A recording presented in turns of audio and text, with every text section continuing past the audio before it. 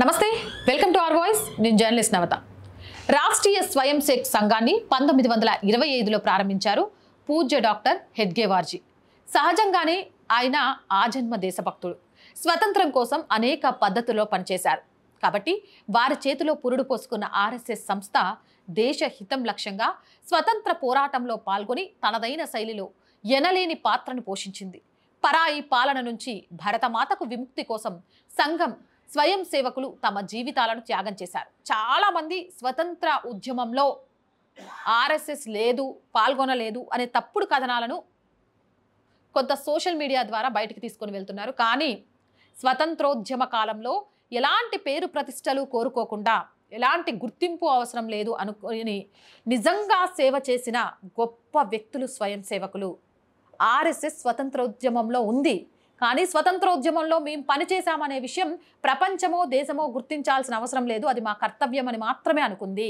ఆ విషయాన్ని తెలియజేయడం కోసం మాత్రమే ఈ వీడియో చేయడం జరుగుతుంది. ఇది మొత్తం చూసిన తర్వాత మీ అభిప్రాయం ఏంటి అనేది కూడా కామెంట్ సెక్షన్లో పెట్టండి. స్వతంత్ర ఉద్యమంలో పాల్గొనడం తప్పనిసరి అని, ప్రతిదినం 1 గంట శాఖలో ఉండి మిగతా సమయాన్ని దేశ స్వతంత్రం కోసం ఇవ్వవచ్చునని డాక్టర్ జీ స్వయం సేవకులకు చెప్పడం జరిగింది.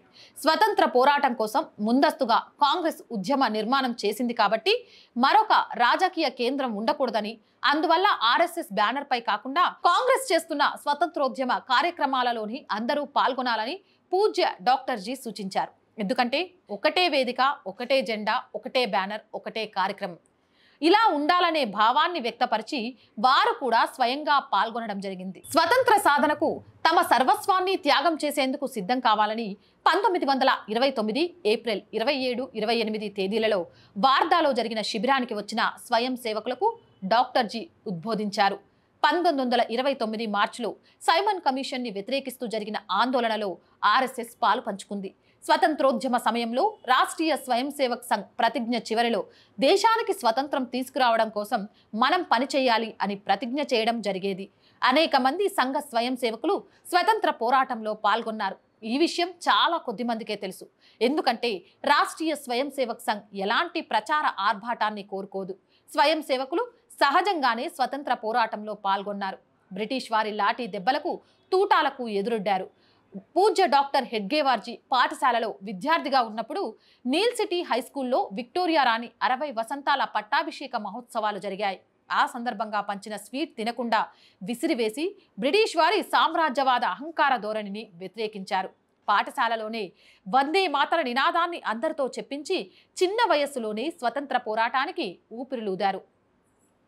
కలకత్తాలో డాక్టర్ కోర్స్ చదువుతున్నప్పుడు అనుశీలనా సమితి అనే విప్లవ సంస్థతో కలిసి హెడ్గేవార్ పనిచేస్తుండేవారు.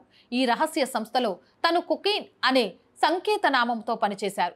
పాండురావు కంగాజీ అనే స్వదేశ్ ఉద్యమకారుడు డాక్టర్ జీ, ఆయన మిత్రులందరూ స్వదేశీ ఆవశ్యకతను చాటి చెప్పే ఉపన్యాసాలు బాగున్నాయని కేసరి పత్రికలో రాయడం జరిగింది.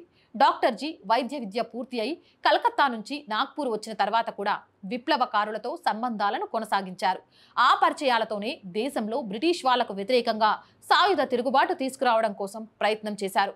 దీని గురించి పిఎల్ జోషి రాసిన వ్యాసం mobilization in Vidarbha by Tilak on political thoughts and leadership of Tilak edited by N R Inamdar page number 370లో పేర్కొనడం జరిగింది. పూజ్య డాక్టర్ జీ తమ స్నేహితులతో కలిసి కాంగ్రెస్ లో చేరి సహాయ నిరాకరణ ఉద్యమంలో చురుకుగా పాల్గొన్నారు.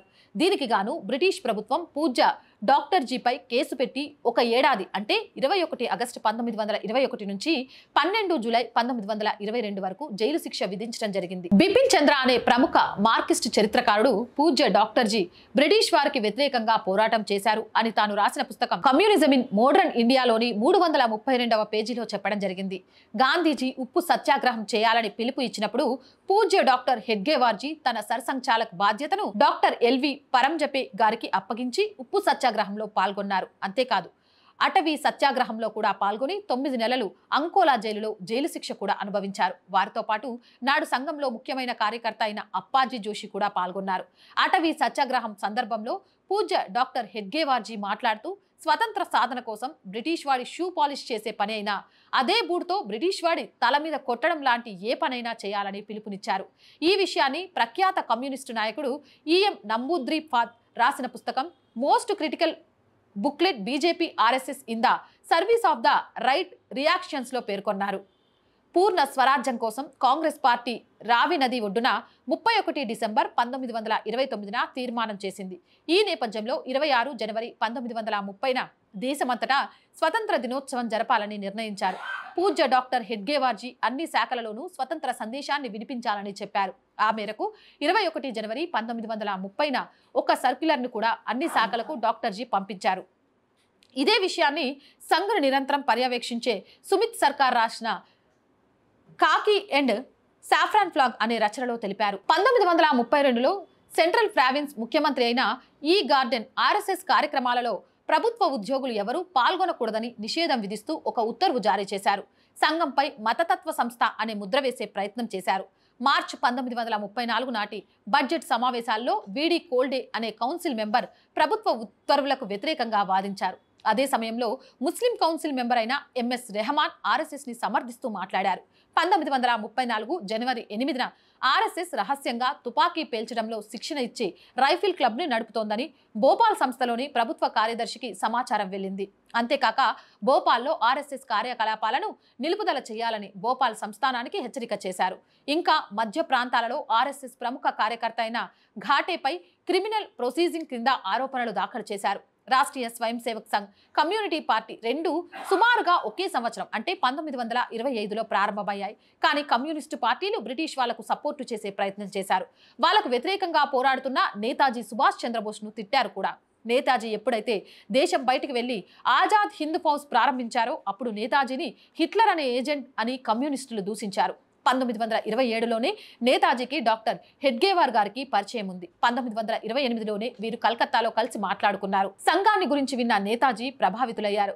1938 అక్టోబర్ 21న మరో కాంగ్రెస్ నాయకుడైన శంకర్ రామ్దేవ్ కు రాసిన లేఖలో యువకులపై సంఘ సత్ప్రభావం గురించి రాశారు. 1939లో డాక్టర్ హెడ్గేవార్జీని కలవడానికి నేతాజీ నాగ్పూర్ వచ్చారు.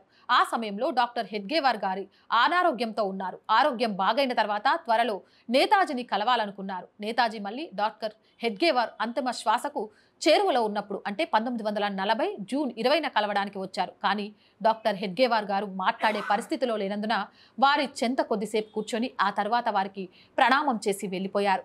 1940లో బ్రిటిష్ హోమ్ డిపార్ట్మెంట్ నివేదిక ఇలా చెప్పింది: ఆర్ఎస్ఎస్ సంస్థ తీవ్రమైన బ్రిటిష్ వ్యతిరేకి, స్వతంత్రం గురించి మాట్లాడుతుంది. ఆర్ఎస్ఎస్ వాలంటీర్లను సైన్యం, navy, postal, telegraph, railway, administrative services వంటి వివిధ ప్రభుత్వ విభాగాలలో ప్రవేశపెట్టారు. సమయం వచ్చినప్పుడు పరిపాలనా విభాగాలపై పట్టు సంపాదించడం కోసం ప్రయత్నం చేస్తున్నది సిఐడి నివేదిక వెల్లడించింది. ఆగస్టు 5, 1940న డిఫెన్స్ ఆఫ్ ఇండియా నిబంధనల ప్రకారం బ్రిటిష్ ప్రభుత్వం కసరత్తులు, యూనిఫామ్ వాడకం, వ్యాయామాలను నిషేధించే ఆర్డినెన్స్ ని ప్రకటించింది. వందలాది మంది ఆర్ఎస్ఎస్ వాలంటీర్లు ఈ ఉత్తర్వులను ఉల్లంఘించి అరెస్ట్ అయ్యారు. 1942లో జరిగిన ఫిట్ ఇండియా ఉద్యమంలో చాలా మంది స్వయం సేవకులు పాల్గొన్నారు. పరమ పూజనీయ గురూజీ 27 ఏప్రిల్ 1942న పూణేలో జరిగిన శిబిరంలో స్వార్థంతో బ్రిటిష్ ప్రభుత్వానికి సహకరించే వారిని విమర్శించారు. దేశం కోసం త్యాగం చేయడం కోసం సిద్ధంగా ఉండాలని పిలుపునిచ్చారు. దీనిని కూడా బ్రిటిష్ గూఢాచార్య విభాగం సంస్థ తన రిపోర్టులో పేర్కొంది. Number D home pol intelligence, section F number 28 pol అనేక మంది స్వయం సేవకులు విదర్భ ప్రాంతాల్లో సమాంతర ప్రభుత్వాన్ని ఏర్పాటు చేయడం జరిగింది. మిరాట్ జిల్లా మివాన్ అనే తహసీల్ కార్యాలయంపై 3 రంగుల జెండాను ఎగరవేశారు. దాదానాయక్, రామ్దాస్ రాంపూర్ అనే స్వయం సేవకులు బ్రిటిష్ వారి చేతిలో చనిపోయారు. 4వ సర్సంచాలకైన పరమ పూజనీయ రజ్జుభయ్య గారు ఆనాటి క్విట్ ఇండియా ఉద్యమంలో పాల్గొన్నారు. ట్రిబ్యూన్ www.tribuneindia.com అనే పత్రిక 2003లో ఈ విషయాన్ని పేర్కొంది. క్విట్ ఇండియా ఉద్యమంలో పాల్గొన్న అజ్ఞాత ప్రముఖ నాయకులకు స్వయం సేవకుల ఇళ్లలో సురక్షితమైన వసతి కల్పించారు. ఈ విషయాన్ని సమరయోధురాలు అరుణ ఆసఫ్ అలీ కూడా చెప్పారు. తాను ఢిల్లీ ప్రాంత సంచాలక్ లాలా హంసరాజ్ గుప్తా ఇంట్లో 10-15 రోజులు అజ్ఞాతంలో ఉన్నట్లు 1967లో హిందీ పత్రికకు ఇచ్చిన ఇంటర్వ్యూలో చెప్పారు.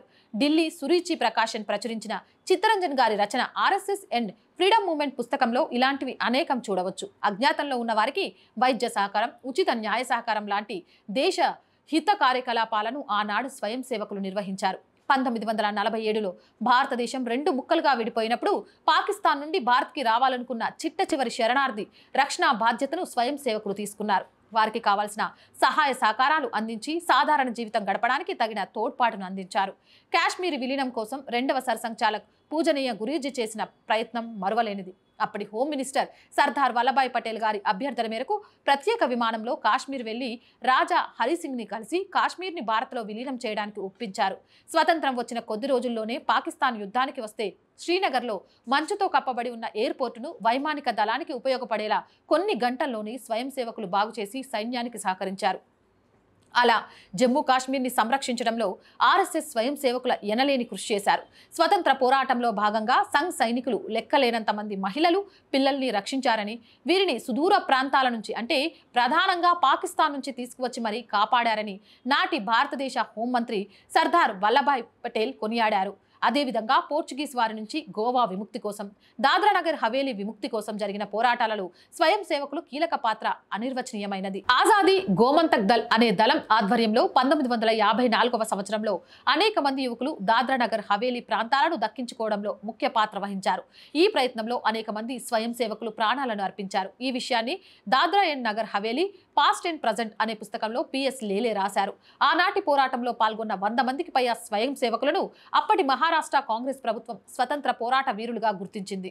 కృష్ణా జిల్లా ఉయ్యూరికి చెందిన సూరి సీతారాం అనే స్వయం సేవక్ తన దళంతో కలిసి ఈ పోరాటంలో పాల్గొని అమరుడయ్యారు. గోవా స్వతంత్ర వీరుల మ్యూజియంలోను ఎర్రకోటలోను సూరి సీతారాం చిత్రపటాన్ని మనం చూడవచ్చు. రాష్ట్రీయ స్వయం సేవక్ సంఘ్ స్వతంత్ర పోరాటంలో పాల్గొనలేదని అనేక మంది గోబెల్స్ ప్రచారం చేస్తున్నారు. సత్యాన్ని అసత్యంగా చూపించాలనేది వారి ప్రయత్నం. ఆర్ఎస్ఎస్ ఏ పద్ధతిలో స్వతంత్ర ఉద్యమంలో పాల్గొన్నదో సంఘ్పై దుష్ప్రచారం చేస్తున్న అనేక మందికి తెలుసు. సంఘాన్ని ప్రారంభించినప్పటి నుంచి దేశ స్వతంత్రం, సార్వభౌమత్వం పరిరక్షణ కోసం గొప్పనైన పాత్రను తనదైన శైలిలో నిర్వహించింది. దేశం పట్ల స్వయం సేవకుల త్యాగనిరతి, అంకితాభావం అనిర్వచనీయమైనది. అవునంటారా కాదంటారా? మీ అభిప్రాయం ఏంటి? కామెంట్ సెక్షన్లో తెలియజేయండి. మోర్ వీడియోస్ కోసం ఛానల్ని వెంటనే సబ్స్క్రైబ్ చేయండి. ఆర్ వాయిస్ పొలిటికల్ రెండు కూడా మన ఛానల్సే అండి. So please subscribe our channels. మీరు చేసే సబ్స్క్రిప్షనే ఛానల్స్కి కొండంత బలం. అలాగే వీలైనంతగా మన కంటెంట్ని లైక్ చేస్తూ షేర్ చేస్తూ ఉండండి. దాని ద్వారా మన వీడియోస్ వైరల్గా మారుతాయి. అలాగే ఆర్థికంగా కొంతకాలం ఆర్ వాయిస్ని ముందుకు నడిపించే బాధ్యత మీ మీదే ఉంది. ఆఫీస్ కూడా తీసుకోవాలనుకుంటున్నాం త్వరలో. మీ అందరూ సహకరిస్తే అది ముందుకెళ్తుంది. సో ఆర్థికంగా సపోర్ట్ చేయాలి అంటే సబ్స్క్రిప్షన్ పక్కనే జాయిన్ అనే బటన్ ఉంది. 1 to 5 లెవెల్స్ ఉంటాయి. ఏదో ఒక లెవెల్లో సపోర్ట్ చేయండి. లేదా స్క్రీన్ మీద గూగుల్ పే, ఫోన్పేతో పాటు అకౌంట్ డీటెయిల్స్ కూడా ఉన్నాయి. మీకు తోచిన సహాయాన్ని అందించవచ్చు. వ్యాపార ప్రకటనల కోసం 8328500576 నెంబర్ని సంప్రదించండి. జై హింద్, జై భారత్.